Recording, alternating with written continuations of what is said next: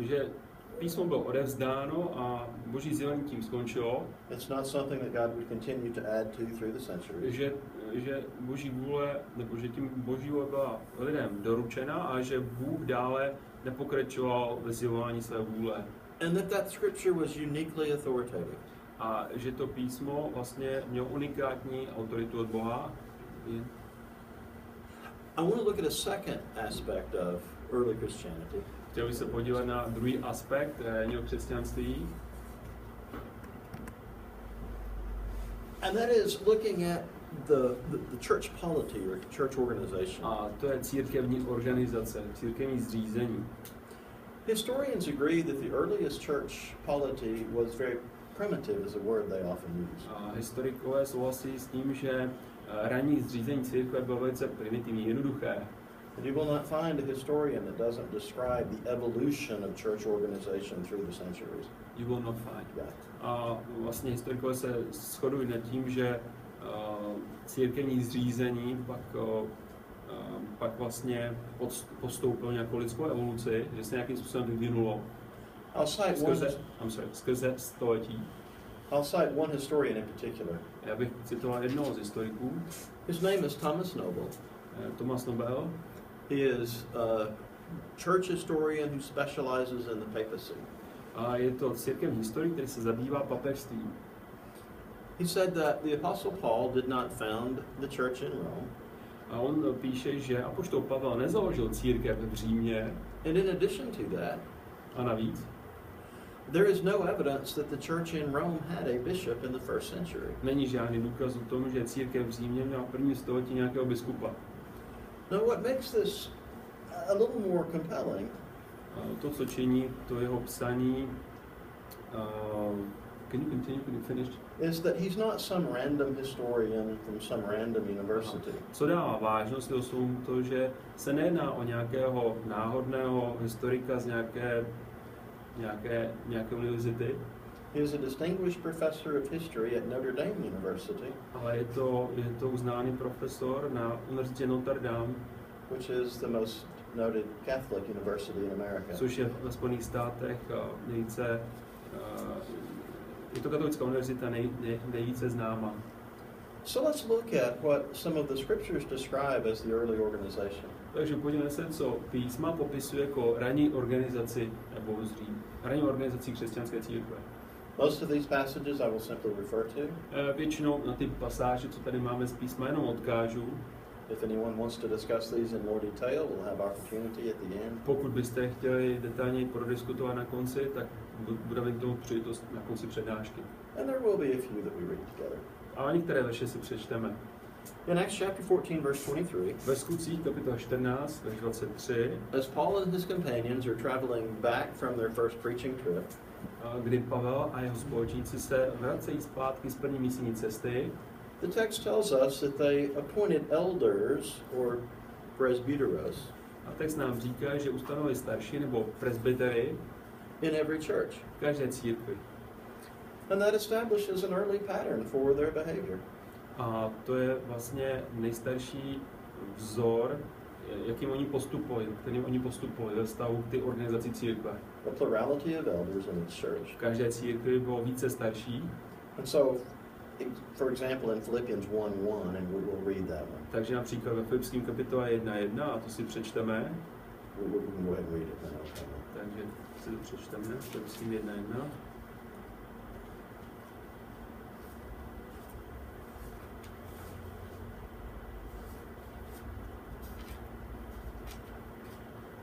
Pavel a Timoteus, služebníci Krista Ježíše, všem bratřím v Kristu Ježíši, kteří jsou ve Filipech, je biskupům a jáhnům. Elders and deacons in the church in Philippi. Biskupům a jáhnům, církev ve Filipech. That was the norm. It was not something unusual. To byla norma, to nebylo nic neobvyklého. It is interesting in Philippians 1 that what they had a plurality of was episkopos.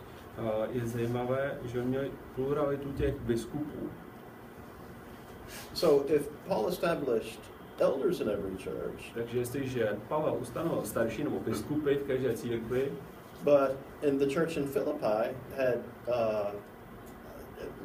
plurality of bishops, a církev v Filipech měla více těch biskupů, what was the relationship between the presbyteros and the episcopos? Jaký byl vztah mezi presbyters and episcopos? Yeah, elders and bishops. Jaký byl vztah mezi staršími a mezi biskupy? The text in Acts chapter 20 makes that clear. Skutky kapitola 20 to vysvětluje. Because as we look at Acts chapter 20, verses 17 and 28 in particular, which I'll just refer to. Se podíváme do Skutků kapitola 20, verše 17. It's clear that presbyteros and episcopos A 28, tak je jasné, že starší a biskupové are simply two different terms describing the same people.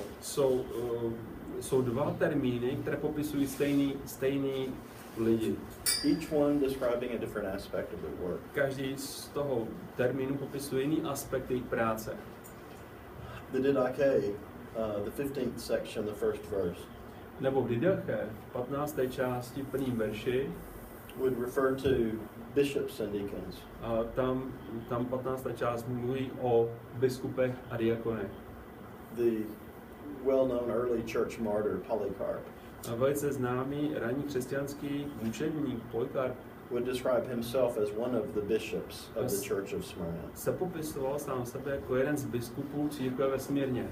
So when we put this and other information together, Takže jestliže tyhle informace dáme dohromady, what did the first churches look like? jak vypadaly první církve? They were independent or autonomous communities of believers, Byly to nezávislé nebo autonomní skupiny věřících, led by elders/bishops které byly vedeni staršími neboli biskupy, and deacons. a byly tam ještě diakoni. And that was it. A to bylo vše. No other offices, nothing else that tied them together. Žádné další úřady, nic dalšího. And again, this is simply a matter of historical record. A tohle vlastně je to, co vyplývá z těch historických záznamů. Let's go to the next one. Let's look at another aspect of this. Podíváme se na další aspekt organizace. We're moving from a discussion of organization to bohoslužba. Aha, takže od organizace se přesouváme k bohoslužbě.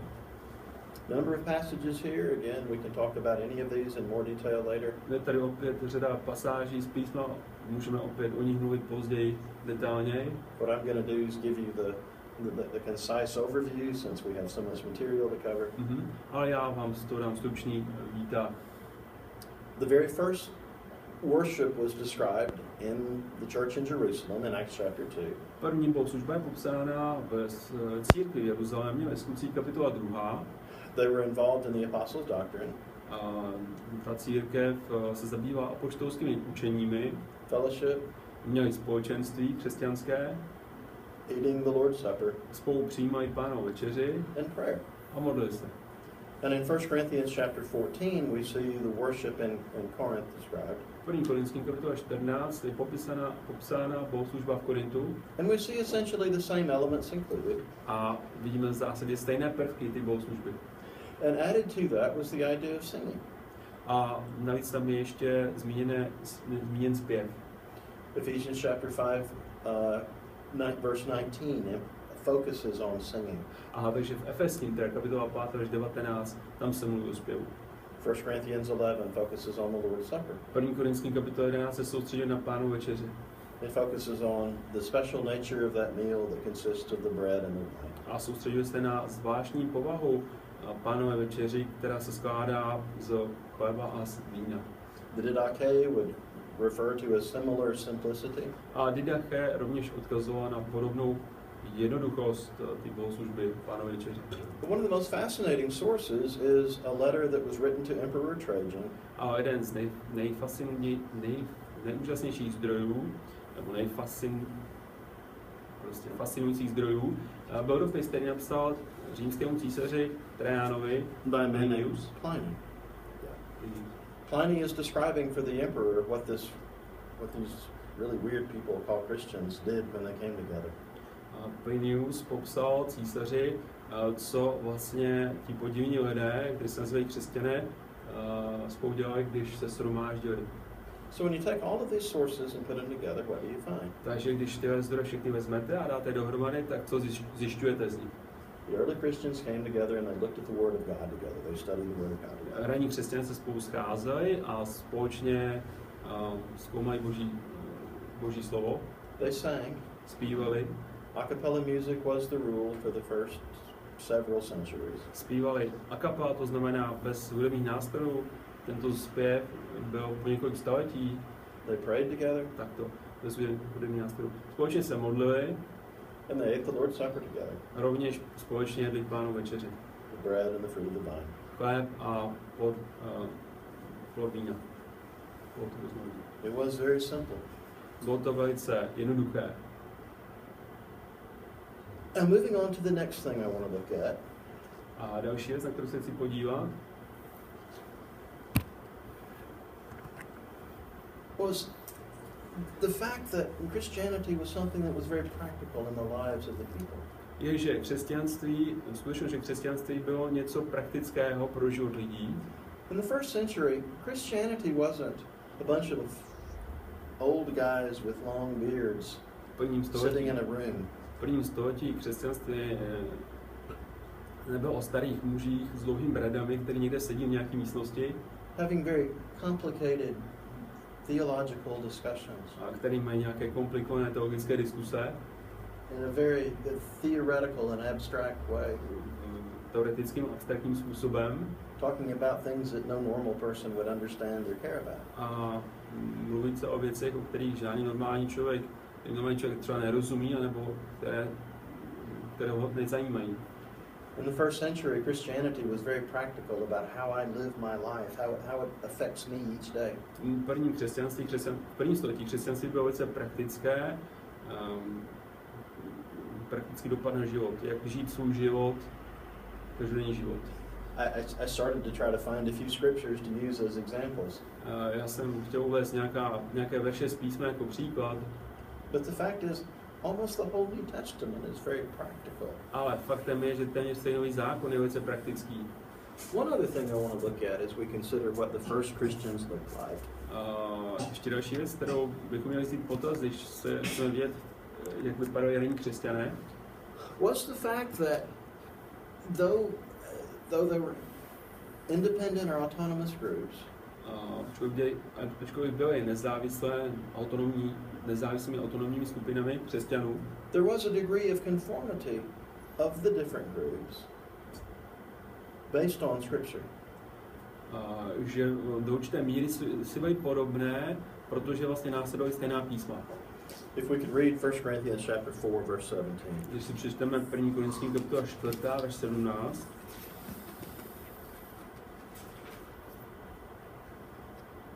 Takže právě proto jsem k vám poslal Timota, svého Pánu milovaného a věrného syna, a vám připomene můj způsob jednání v Kristu, jak učím v každé církvi. Paul talked about certain things that his ways that were in Christ that he preached in every church. Pavel tady mluvil o tom, že své způsoby v Kristu, no to, co učí, takže učí vlastně v každé církvi. He didn't say, okay, you folks in Philippians, you understand this and believe this and do this.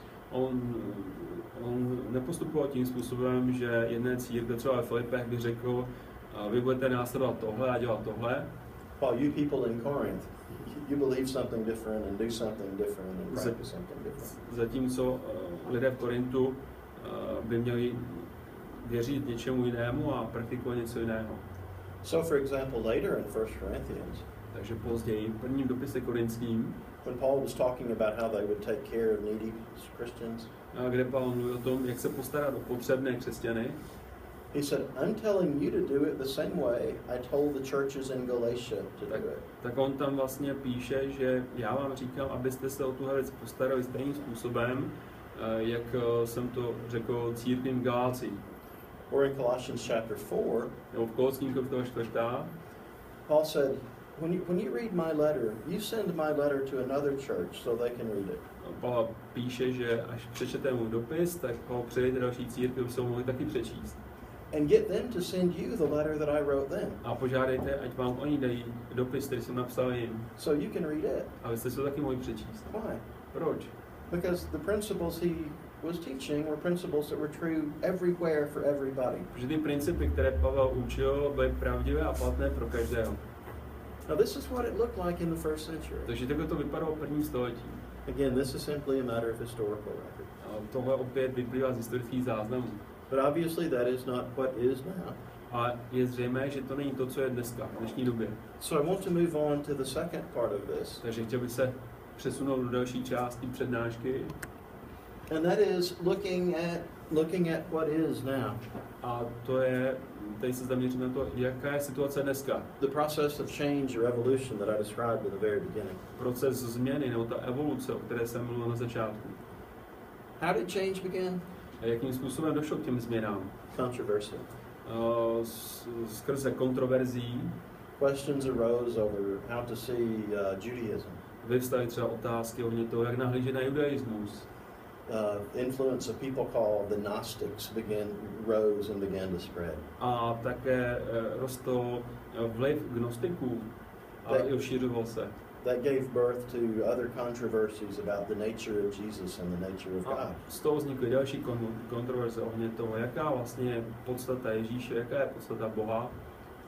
There were two basic roads that people could have taken. Byly dvě základní cesty, po kterých se mohli lidé vydat. One road would have been Jedna cesta by byla taková, for each local church using the Bible aby si každá místní církev vzala svou Bibli, písmo, to have come to their own conclusions, their own opinions about this and practice that. a aby se učinili na tuto věc svůj vlastní závěr a praktikovali to. For the most part, that wasn't the road that was taken. Takhle se to dělo od začátku. Do začátku. A road was taken that said we must answer all of these questions for everyone, and we must enforce our answers on everyone. Ale vede si zvolit druhou cestu, a to je ta, že ty kontroverze, ty otázky budou zodpovězeny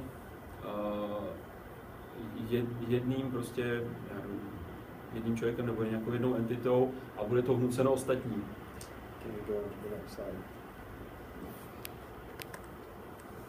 This led to a changing source of authority.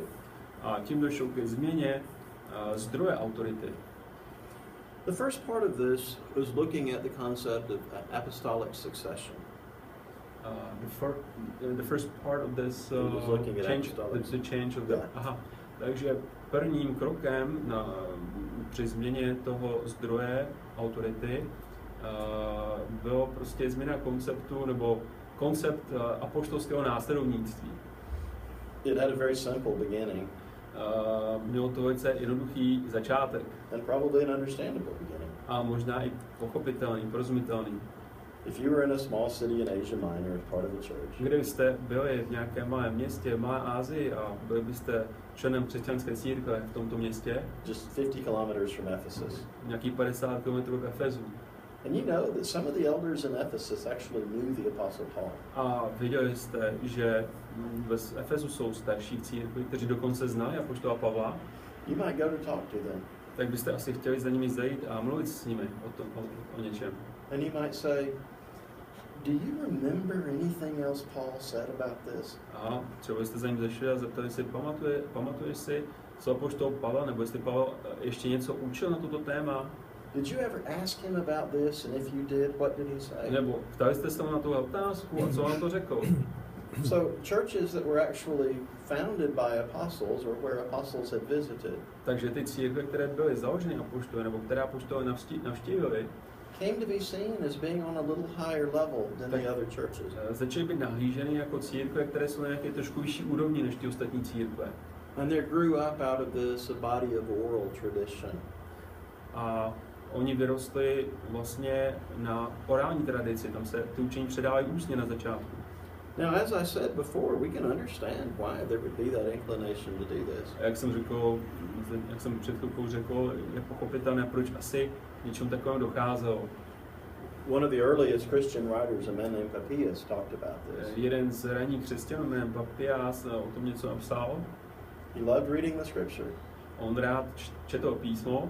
But anytime he met someone that had ever met an apostle, ale pokaždé, kdy potkal někoho, kdo potkal apoštola, he would say, please tell me more about what they said. Tak chtěl od něj vědět více, co řekl apoštol na toto nějaký téma.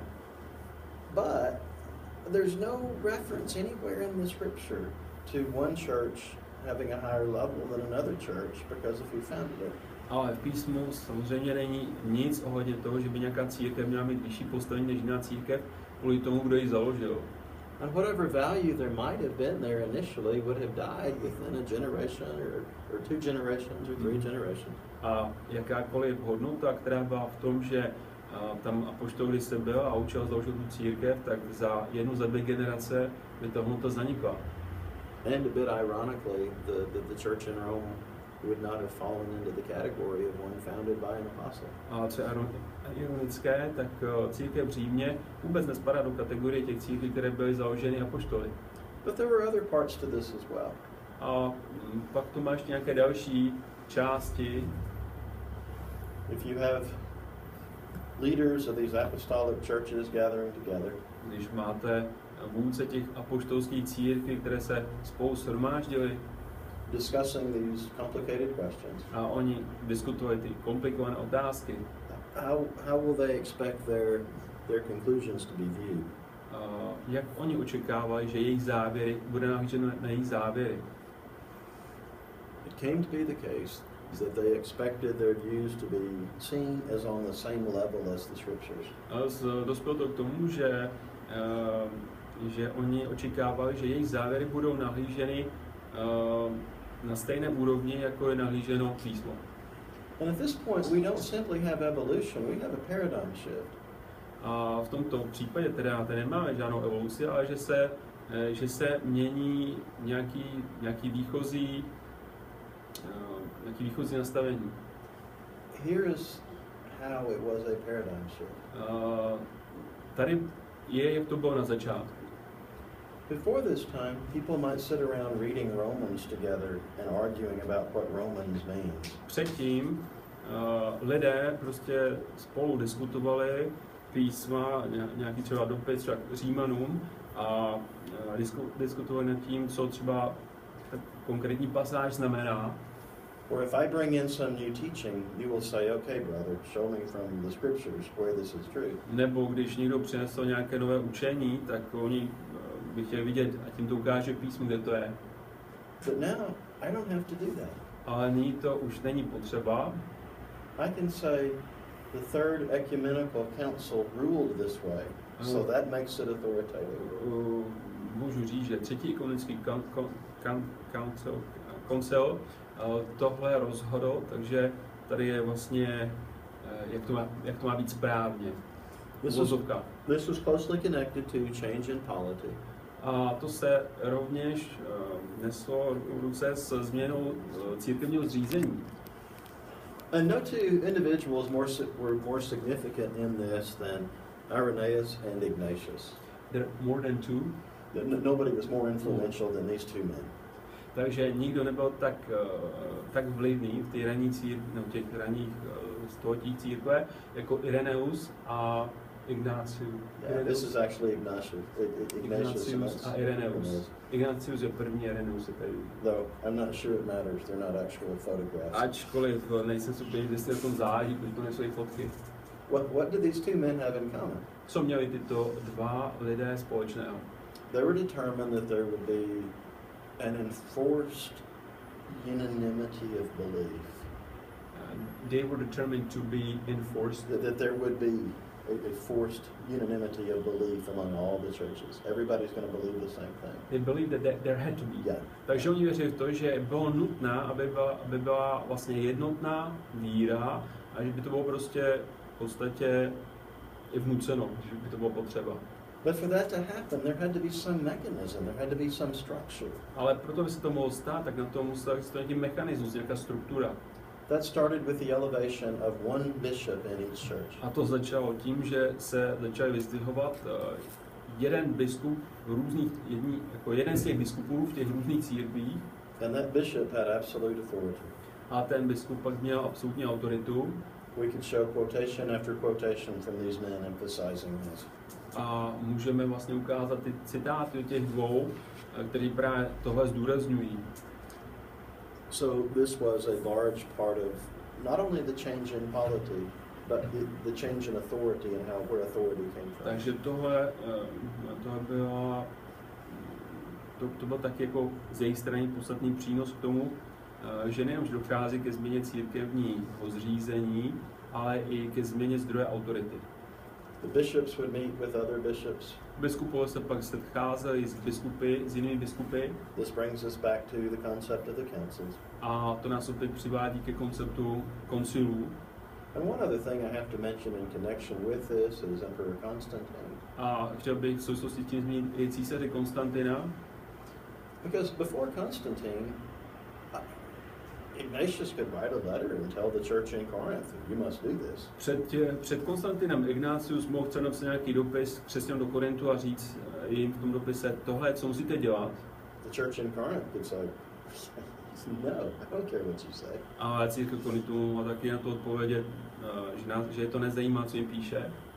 But with the conversion of Constantine, ale po obrácení Konstantina and his support of this concept of council, na křesťanskou víru a s jeho podporou toho konceptu rady, jako koncilu, councils then would have political and even military force behind them. Tak poté vlastně ty koncily měly za sebou nejenom politickou podporu, ale i vojenskou.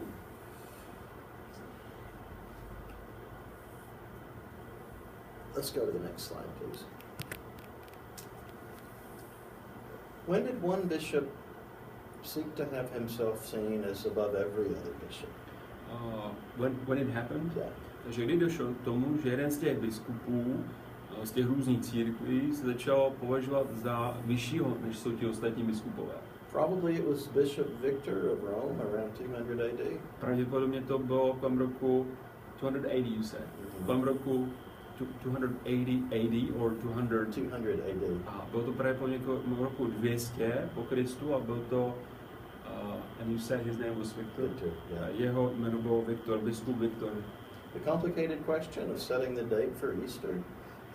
Komplikovaná otázka ohledně přesného data pro Velikonoce. Was something that Victor had decided for himself in the church in Rome.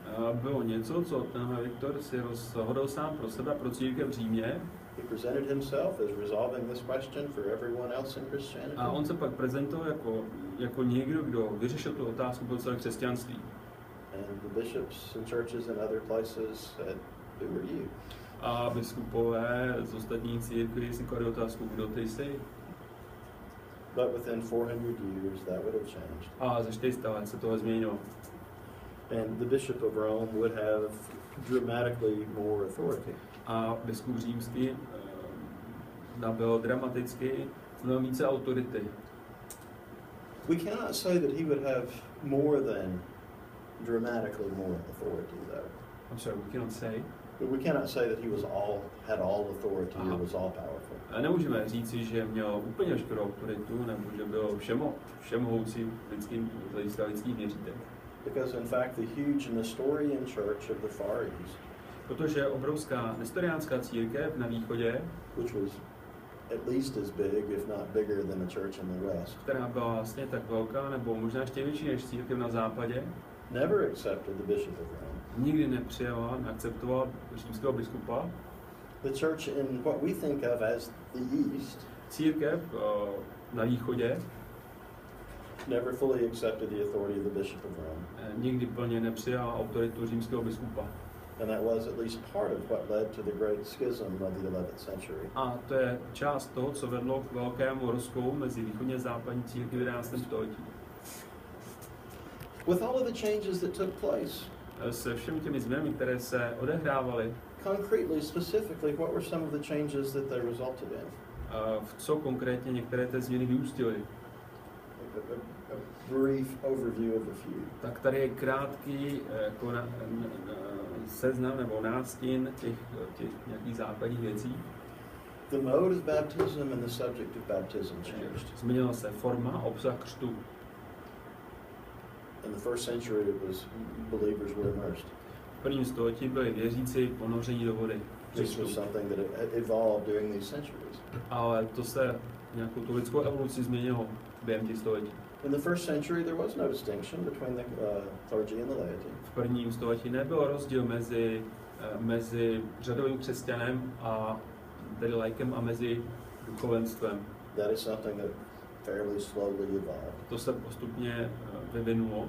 We've already mentioned the mechanical music. Rovněž jsme zmínili nástrojovou hudbu. 600 years before this comes along. 600 years before. Mechanical music. 600 let předtím, než prostě byla zavedena instrumentální hudba při bohoslužbách. A Latin mass. 600 before then was the Latin mass? No, I've moved on to the next one. Aha, takže 600 years there was no instrumental music, takže 600 let nebyla žádná instrumentální hudba a po 600 letech byla zavedena instrumentální hudba. Později teda zavedena latinská mše. The early Christians didn't speak Latin. Ranní křesťané nemluvili latinsky. And limiting the liturgy or the Eucharist. A rovněž omezení Eucharistie nebo i Pánovy večeře. Not everyone accepted these changes. Ne všichni přijali tyto změny. In fact, in the 1300s, issues began to be raised. V 14. století opět se objevují problémy. Let's go ahead and go into the next one. A couple of examples of people who were opposing some of these changes. Takže několik příkladů lidí, kteří byli v opozici vůči těmto změnám. Wycliffe in England. John Wycliffe, který byl v Anglii. And Jan Hus in the Czech lands. A Jan Hus v Čechách. They particularly oppose the idea of Latin Mass being forced. Oni se stavěli zejména proti vnucování latinské mše. They were concerned about the power and corruption in the clergy. A rovněž byli znepokojení mocí a korupcí mezi duchovenstvem. And perhaps most famously the fact that some people will refuse the cup. A rovněž tím, že lidé nemohli přijímat podobojí, že nemohli přijímat i víno. In a very large way, they paved the way. Takže oni vlastně obrazně vydláždili cestu for men like Luther and Zwingli. Pro další reformátory, jako byl Luther a Zwingli.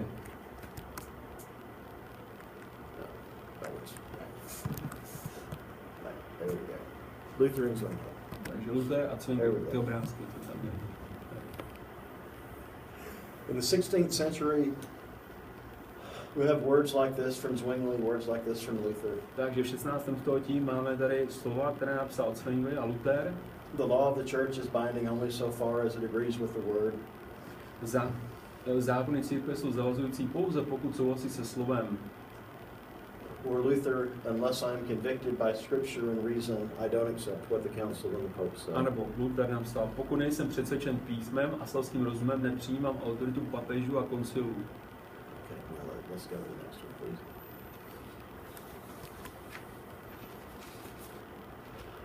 But I want to go back more to the circumstances in the Czech lands.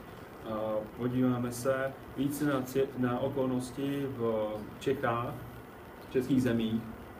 You've just recently celebrated an anniversary of the killing of Jan Hus. Nedávno jste oslavili výročí upálení mistra Jana Husa. Let me say just a few more words about him. Chtěl bych říct o něm několik slov. He was strongly influenced by Wycliffe. Byl velice ovlivněn Wycliffem. He was not only a priest, but an educator who was interested in reform. Nebyl to jenom kněz, ale byl to i profesor a měl zájem o provedení reform. But his support of the works of Wycliffe brought him in conflict with political and religious leaders. Ale jeho podpora Wycliffovi ho přivedla do rozporu s politickými a náboženskými elitami. Changes in the organization at the Charles University brought about by Václav. Změny v organizaci Karlovy univerzity, které učinil Karel IV. Václav. Yeah. Made the Charles University much more a Czech university than it had previously been. Učinili z Karlovy univerzitu více českou. And while Huss was the rector there, it allowed his influence to spread greatly throughout the Czech lands. A když tam byl Hus rektorem, tak to umožnilo rozšířit ten jeho vliv v českých zemích. Indulgences began to be sold to support papal projects. Se jim říká český indulgence. Odpustky, ano. Takže řešil se tam problém odpustků. Who's opposed this? I'm sorry. Who's opposed the sale of indulgences? Kdo se stával proti prodeji odpustků? And Pope Alexander V excommunicated it. Byl to Hus a papež Alexander ho pátý kvůli tomu exkomunikoval církve. But the ideas of Huss continued to spread to the point that Sigismund of Hungary decided to do something about it. Ale Husův vliv se přesto šíří přesto dále natolik, že Zikmund se rozhodl něco s tím udělat. He was a king in the Holy Roman Empire. Byl to král svaté říše římské, which probably Voltaire described better than anyone else. Kterou Voltaire popsal asi lépe než kdokoliv jiný. He said the Holy Roman Empire jako svatá říše římská was neither holy, nebyla ani svatá, nor Roman, ani římská, nor an empire. Ani říše. Nonetheless, he was determined to act. Nicméně Zikmund byl rozhodnut něco učinit. Council was called for Constance. Takže byl svolán koncil do Kostnice. Hus was promised safety. Husovi byla slíbena bezpečí. And yet church representatives convinced the king that lying to a heretic wasn't really lying. Ale přesto církevní hodnostáři přesvědčili krále, že lež heretikovi není žádná lež. So it wasn't necessary to keep the promise made to Hus. Takže nebylo nutné dodržovat slib, který dal král Husovi. And he was burned and his ashes thrown in the river. A byl upálen v Kostnici a jeho popel rozhozen po řece. But the killing of Hus solidified his supporters in Bohemia. Ale jeho zabití upevnilo jeho podporovatele v Čechách, v českých zemích. And consequently, a series of 5 crusades were called against the Czech lands. A později v důsledku toho bylo uspořádáno 5 křížových výprav proti heretikům v Čechách. This was basically between 1419 and 1434. Mezi lety 1419 a 1434. Those who had been influenced by Hus were basically divided into 2 groups. A ti, kteří byli ovlivněni Husem, byli v zásadě se rozdělili do 2 skupin. And when I say 2 groups, I know that I'm leaving out the Adamites, the Orebites, and the orphans. A když říkám 2 skupiny, jsem si jenom, že nechávám Adamity, Orebity, the orphans, a sirotky. Those most influenced by Hus were less radical in their reform. Ti, co byli nejvíce ovlivněni Husem, those who were most influenced, were the most radical, or no, we're not more radical. Aha, ti, co byli nejvíce ovlivněni Husem, nebyli těmi, kteří byli nejvíce radikální. The Utraquists demanded basically the cut for everyone and some more minor reforms. Utrakvisté vyžadovali přímý podobojí a nějaké menší reformy. The more radical Taborites demanded much more radical change. Radikálnější byli Tábority a ty chtěli radikálnější změny. Leadership provided by men like the ones you see on the board. Pak prostě došlo k tomu, že vlastně ty různé skupiny byly vedeny různými vůdci, jako třeba Žižka. My hotel that is very near where Želivský was involved in the first defenestration. Aha, a Želivský. Takže můj hotel, kde já bydlím, je velice blízko místa, close to the place where there was defenestration. Yeah, the first one. Velice blízko místa, kde byla první defenestrace. The wars that followed were generally very successful for the Czechs. The wars? The wars. The wars, aha. Takže války, které následovaly, dopadly po vojenské stránce příznivé pro české země. The first crusade against the Czech lands failed. První křížová výprava proti Čechům dopadla špatně. But it did produce the 4 Articles of Prague. A vedla k 4 pražským artikulám. The second saw the decisive battle with Žižka at Německý Brod. Druhá byla poražena, zdrcena u německého Brodu Žižkou. Unfortunately, there was internal problems as well. Ale byly tam také vnitřní problémy mezi husity. Želivský was killed. Želivský byl zabit. Žižka was opposed and wound up leaving those that he had first supported. A Žižka taky čelil opozici a musel odejít. Unfortunately died in 1424. A pak později zemřel 1424. Nonetheless, Prokop was able to prevail in the 4th and 5th Crusades. A nicméně Prokop Holý byl schopen se postavit vojensky proti 3. a 4. křížové výpravě. And finally a deal was struck that allowed the people in the Czech lands to have some of the reforms that they sought. A nakonec byla uzavřena dohoda, která umožnila, aby lidé v českých zemích měli nějaké náboženské reformy, které vyžadovali. But these victories were what historians sometimes call Pyrrhic victories. A tyto vítězství jsou ale vítězství, které historikové nazývají někdy jako Pyrrhova vítězství. Even 45 years after the 5th Crusade ended, A 45 let po té, kdy skončila 5. křížová výprava, the carnage and deprivation caused by these wars still caused people to be incredibly poor. Důsledky války vedly k zbídačení země, lidé byli velice chudí. And the freedoms that were won were not permanent freedoms. A svobody, které byly vydobyty, nebyly trvalé. These freedoms were lost. Byly ztraceny And what we can sort of summarize as being war. Na Bílé hoře. Ferdinand II decided to reestablish Catholicism.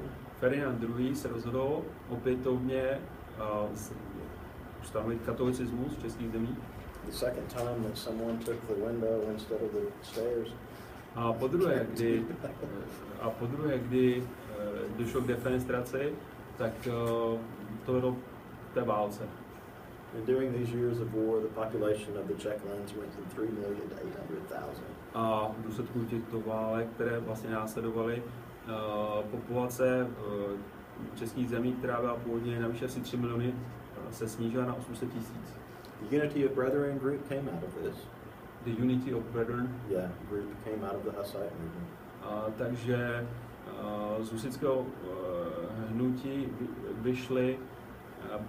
vyšlo bratrské hnutí, But most of them were forced to leave the country. ale většina českých bratrů, nebo moravských bratrů, byla přinucena, aby odešli ze země. A fairly recent survey says that there's about 3,000 of them left in scattered pockets in Moravia. Tak nějaký nedávný průzkum ukázal, že z těch bratrů zůstalo asi nějakých 3 000 roztroušených někde na Moravě. Until the end of the Habsburg rule, the country was overwhelmingly Catholic. Takže na konci habsburské vlády byla země převážně katolická. But within 3 years of the end of the Habsburgs, ale za nějaký 3 roky po konci habsburské vlády 1.5 million Czech Catholics had given up that faith. asi 1,5 milionu českých katoliků se vzdalo katolicismu. In 1920, some of these, including 150 priests, came together to form the Hussite Church. A tito a některý katolický kněží, kteří vlastně opustili katolicismus, bylo asi 150, tak sformovali husitskou církev. But most of the Protestants, including those of the Helvetic and Augsburg confessions, Většina protestantů, včetně těch, kteří byli habsburského vyznání a helvétského vyznání, Helvetic and Augsburg, came together to form the Czech Brethren. Se spolu sloučili a vytvořili české bratry. Obviously, after 1948, more changes came. Evidentně po roce 1948 došlo k dalším změnám. In 1950, the systematic effort to destroy all religion in the country. V roku 1950 bylo systematické úsilí zlikvidovat veškeré církve nebo veškeré náboženství v Československu. That found relief in a part of your history especially interesting to me, 1968. A v roce 1968 došlo k dočasné úlevě. But was reinstituted again in 1971. A v roce 71 opětovně vlastně dochází k zhoršení poměrů. not to change again until beginning in 1988 and fully in 1989. A ke změnám pak dochází až po roce 1985 a plněji až po roce 1989. So essentially, this winds up being the Christian legacy of the country. Takže tady nějak shrnutek křesťanský odkaz v Čechách. Though I will say more about another group or two in just a moment. V českých zemích a ještě za okamžik zmíním nějakou další skupinu. Let's go to the next one, please. The most secular country in Eastern and Central Europe, how?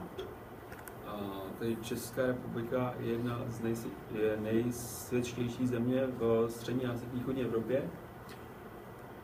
Dušan Lužný, a professor at Masaryk University in Brno.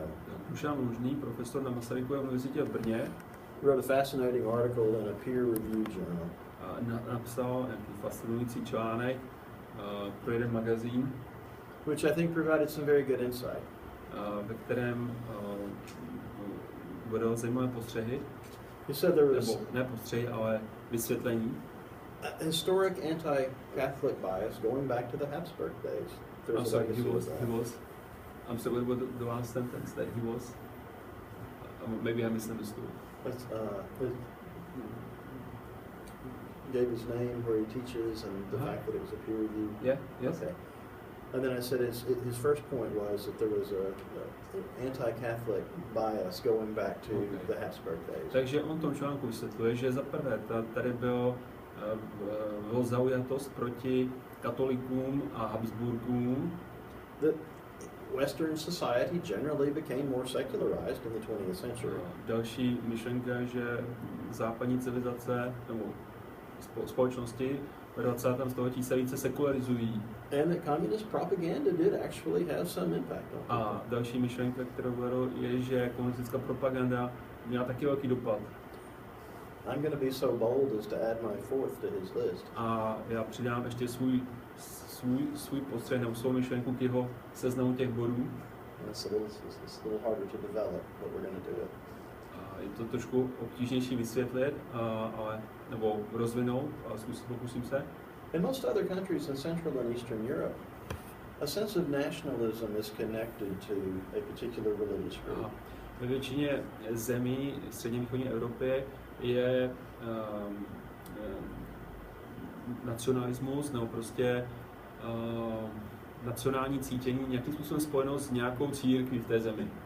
Part of being a good Hungarian is being part of the Reformed Church. Takže součástí toho, abyste byli dobrým Maďarem, je, že jste součástí i reformované maďarské církve. Part of being a good Polish person is being the Catholic Church. Součástí to, abyste byl dobrým Polákem, tak je, že jste součástí polské katolické církve. Part of being a good Bulgarian is being a member of the Bulgarian Orthodox Church. Zase součástí toho, abyste byli dobrým Bulharem, je, že jste součástí bulharské ortodoxní církve. It doesn't necessarily have any connection to a significant degree of faith.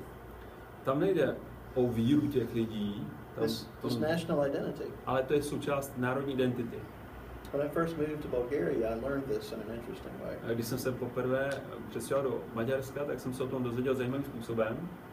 When I would be in Bulgaria and looking for a taxi driver. Když se Bulgaria? Yeah, Bulgaria. Když jsem se přistěhoval poprvé do Bulharska, tak jsem se o tom dozvěděl zajímavým způsobem. Když jsem hledal taxík, if I saw the taxi driver that had the beads and the icons hanging from his rearview mirror. Když jsem uviděl nějaký taxík, který měl na zpětném zrcátku pověšený růženec a nějaký ikonky svatých, this is probably a good man, an honest man. I'll take his taxi. Tak jsem si myslel, že to bude asi dobrý a poctivý člověk, tady pojedu s ním. And then when he would realize that I was an American. A když on pak zjistil, že jsem Američan, he would offer to take me to the very best girls in Sofia. Tak mi nabídl, že mě odveze k nejlepším dívkám v Sofii. The rosary and the icons were not about some personal faith. It was about his national identity. Takže růženec a ikony nebyly o jeho víře, ale byla to součást národní identity. But Lužný went ahead to discuss why the country had not become more religious after 1989. A Lužný, když v tom článku popisoval, proč se proč se naše země nestala více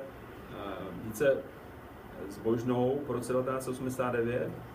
I don't know that his conclusions are right. Tak tam byly nějaké argumenty nebo nějaké důvody, ale já si nejsem úplně jistý, že ty jeho důvody jsou správné. But I do know they fit very well with my experience moving here in 1990. Ale docela zapadají i do mých zkušeností, které jsem měl já, když jsem se sem přestěhoval v 90. letech minulého století. He said the religious groups began to argue over questions of restitution.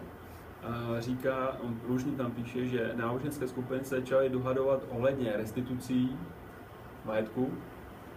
And that these arguments took up their time and took their energy away from other things. A že tyto jejich dohady jim odebraly energii a čas pro jiné věci.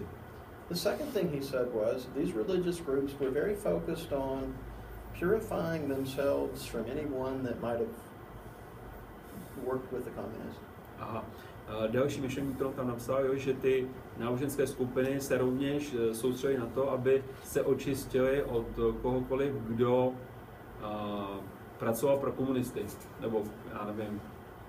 And the third thing was somebody who worked for communists, yeah, or yeah, within the religion, within like a priest. Or, yeah, like that. Takže soustředí se na to, aby se vlastně zbavili v tom duchovenstvu těch lidí, kteří nějakým způsobem spolupracovali s komunisty.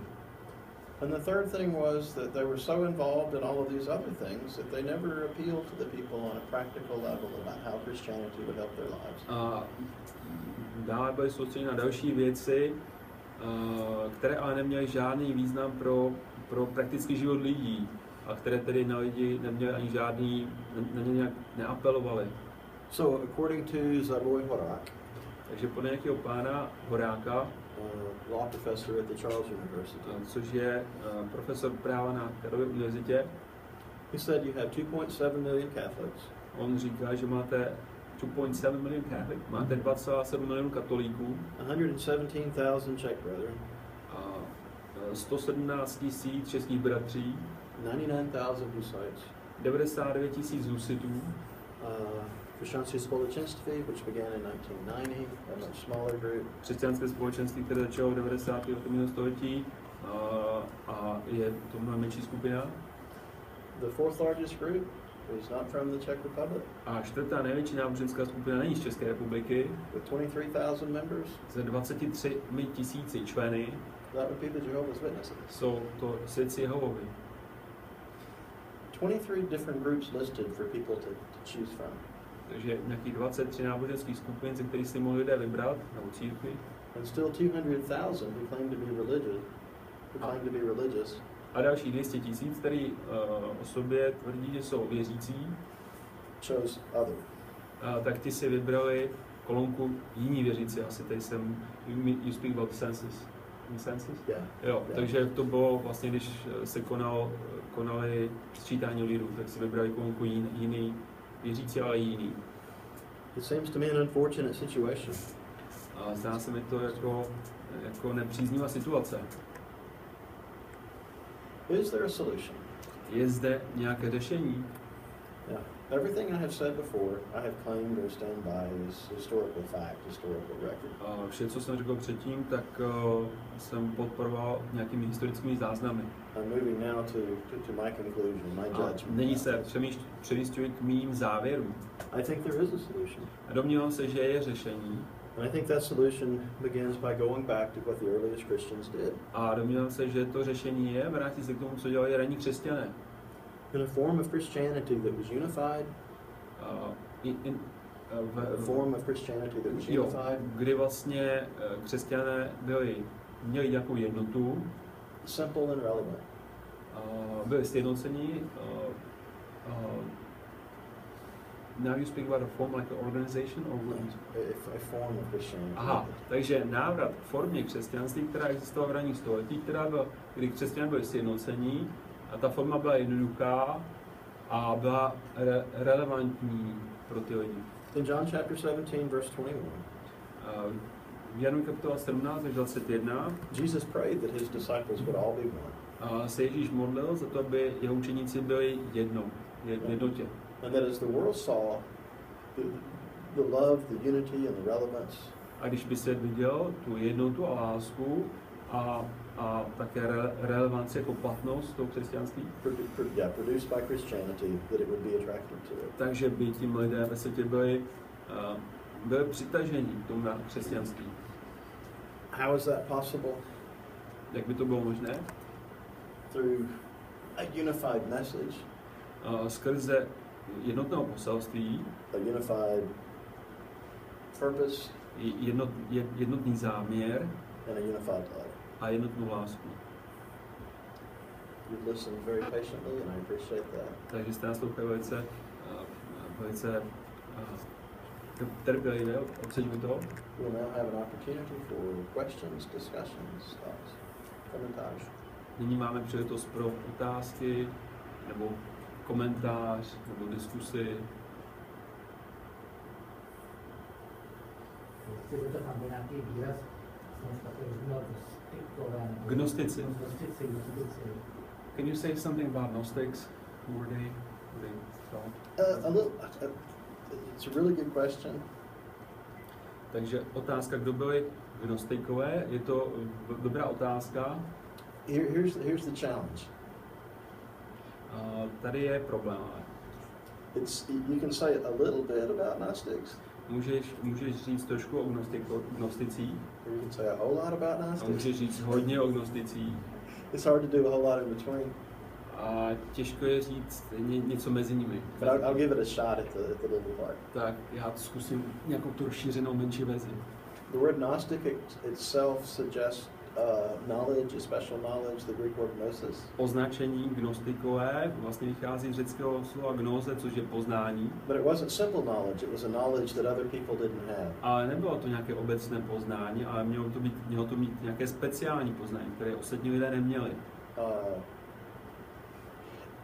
Its roots were from both Judaism and Greek mystery religions.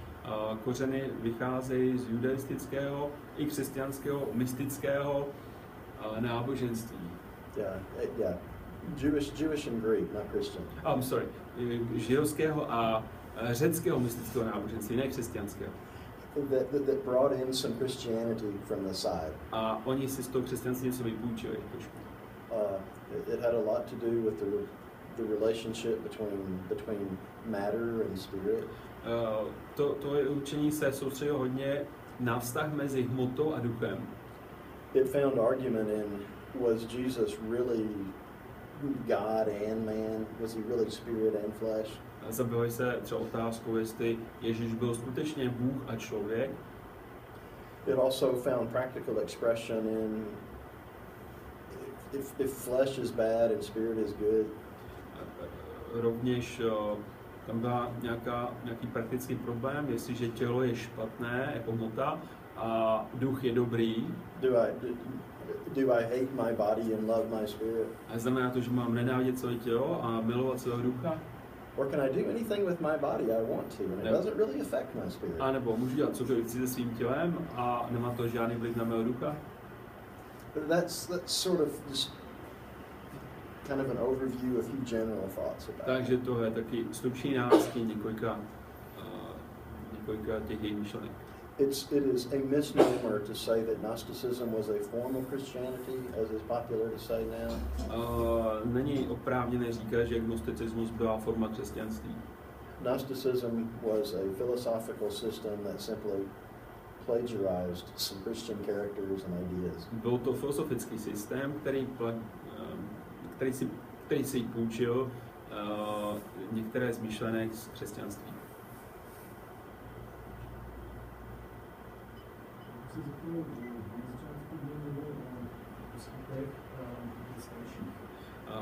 In the beginning you spoke about bishops and elders.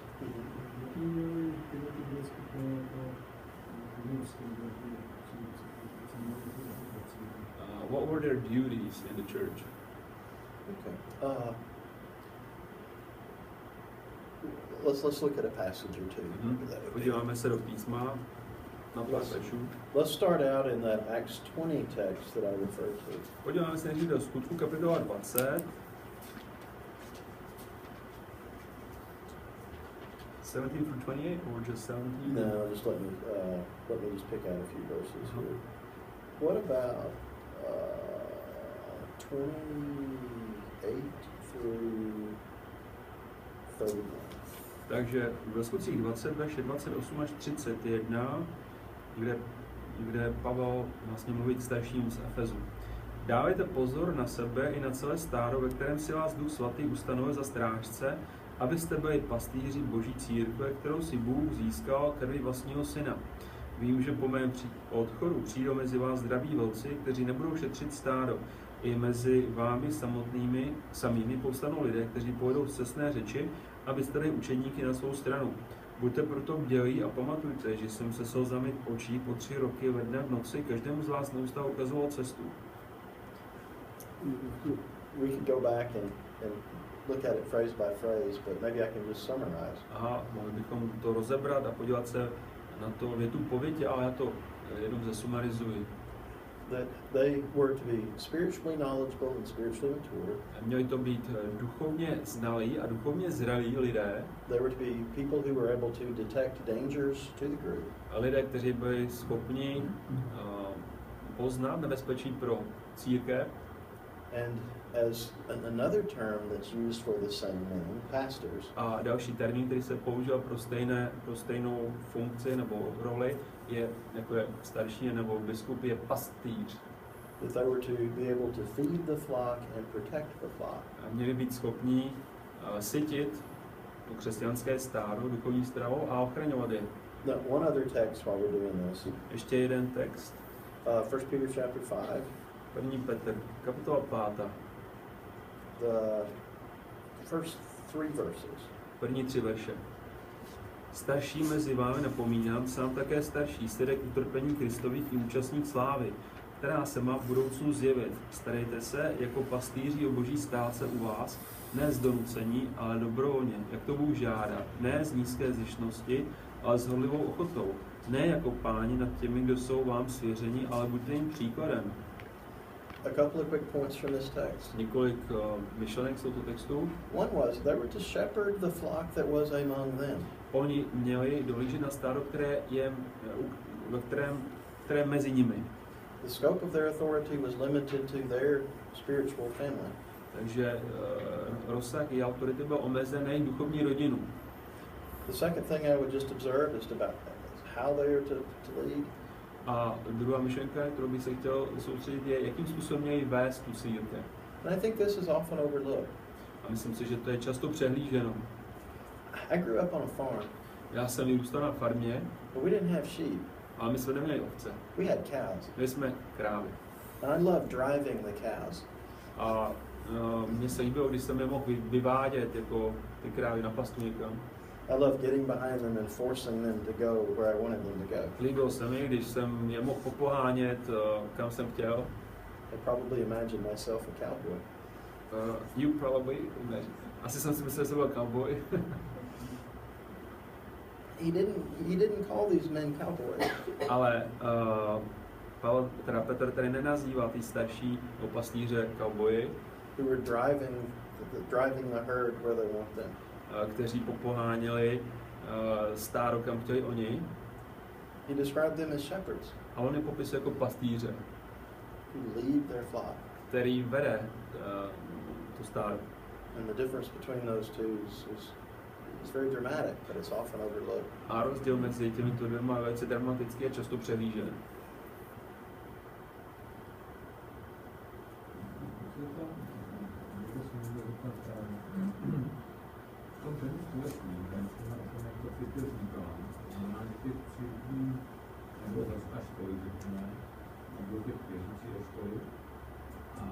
Ale postupem toho času se vlastně ty církve šířily do světa, což jsem měl potom později, tak bylo rozumnější, aby právě byl někdo, kdo bude tu víru vést, kontrolovat a kdo hlídat, aby ta víra byla správná. At the beginning, when the word of God was being spread, or the gospel was being spread, the first churches were being established, but being established, but still it was a local thing. It was not a global thing. But in the course of time, when the gospel was being spread throughout the world, and there were more and more Christians, somebody might ask, would not be better for having someone who would be able to lead all these people and guide them and to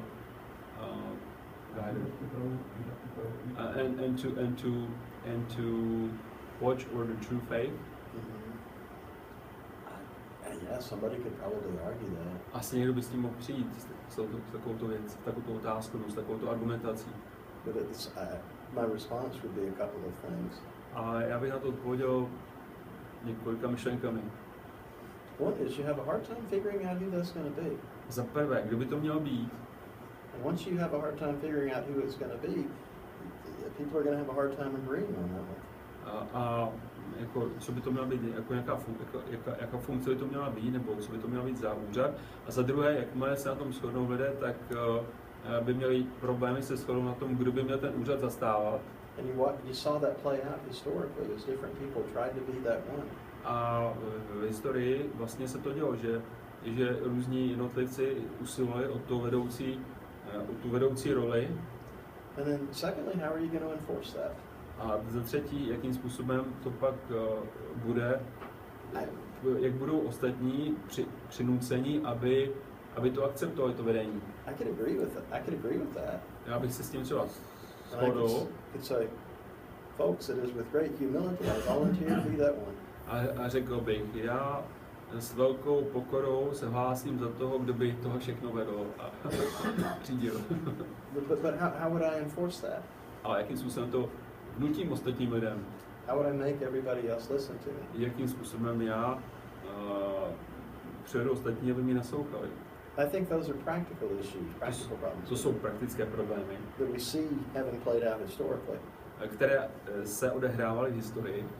But the bigger problem is there's no place in the Bible in the New Testament that talks about that happening. Ale ještě větší problém je, že v Novém zákoně proto není žádná autorita, aby se toho něco takového dělo. And so you have, again, like 1 Peter 5, you have each church, each community, and their relationship with God. A jako v 1. Petrovi, prostě každá církev měla své starší a všichni byli odpovědní vůči Bohu. Answering to God.